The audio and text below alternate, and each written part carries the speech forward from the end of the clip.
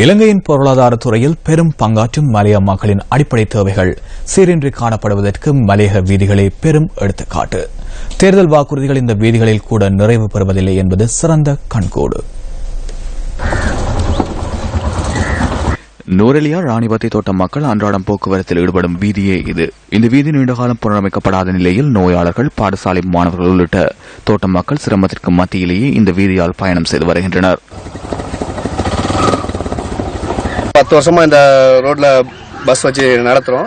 இப்போ எங்களுக்கு இந்த பஸ் செய்ய முடியாம போகுது. என்னன்னா வார வருமானத்தை விட ரிப்பேர் செலவு கூட இருக்கு. பெரிய பெரிய குழி, இந்த படிக்கட்டுலாம் பாத்தீங்கன்னா இதெல்லாம் படிக்கட்டில் இறங்கி தான் வரணும்.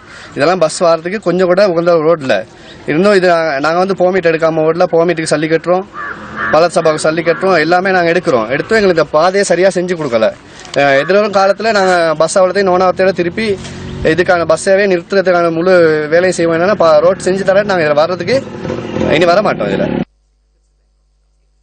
இந்த வீதியின் ஒரு பகுதிக்கு கான்கிரீட் போடப்பட்டுள்ள போதிலும் எஞ்சிய பகுதி புனரமைக்கப்படாது குன்றும் குழியும் காணப்படுவதாக தோட்ட மக்கள் சுட்டிக்காட்டுகின்றனர்.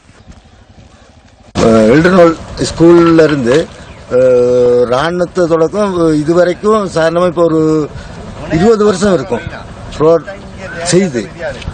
20 வருஷமா இதுவரைக்கும் 20 வருஷத்துல நாங்களும் ஓட் போடுறோம். எல்லாமே அவங்க கேட்கிற சலுகை நாங்கள் என்ன செய்யணுமோ நாங்கள் செஞ்சிட்டு இருக்கோம். ஆனால் தலைவர்மார் என்ன செய்யறாங்கன்ட்டு எங்களுக்கு தெரியாது.